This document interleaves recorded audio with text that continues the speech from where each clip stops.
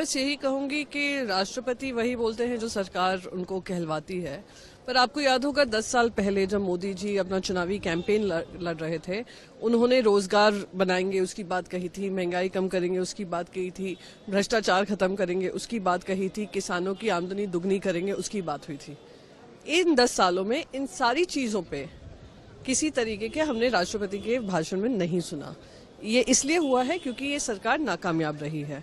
महंगाई उतनी ही है बल्कि बढ़ती जा रही है, बेरोजगार युवा हैं, किसान एक तरफ त्रस्त हैं। तो ये और भ्रष्टाचार की बात करें तो पूंजीपतियों का जो भ्रष्टाचार है पूरा देश देख रहा है। जो भ्रष्टाचारी हैं वो विदेश भाग गए हैं और जो पूंजीपतियों की मदद कर करके उनको रिचेस बना रहे हैं उस पर कोई इन्वेस्टिगेशन नहीं होता है।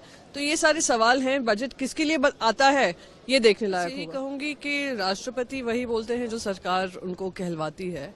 पर आपको याद होगा 10 साल पहले जब मोदी जी अपना चुनावी कैंपेन लड़ रहे थे, उन्होंने रोजगार बनाएंगे उसकी बात कही थी, महंगाई कम करेंगे उसकी बात कही थी, भ्रष्टाचार खत्म करेंगे उसकी बात कही थी, किसानों की आमदनी दुगनी करेंगे उसकी बात हुई थी।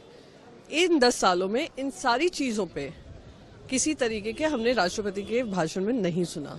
ये इसलिए हुआ है क्योंकि ये सरकार नाकामयाब रही है। महंगाई उतनी ही है बल्कि बढ़ती जा रही है, बेरोजगार युवा हैं, किसान एक तरफ त्रस्त हैं। तो ये और भ्रष्टाचार की बात करें तो पूंजीपतियों का जो भ्रष्टाचार है पूरा देश देख रहा है।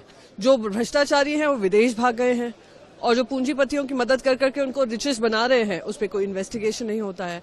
तो ये सारे सवाल हैं, बजट किसके लिए आता है ये देखने लायक होगा।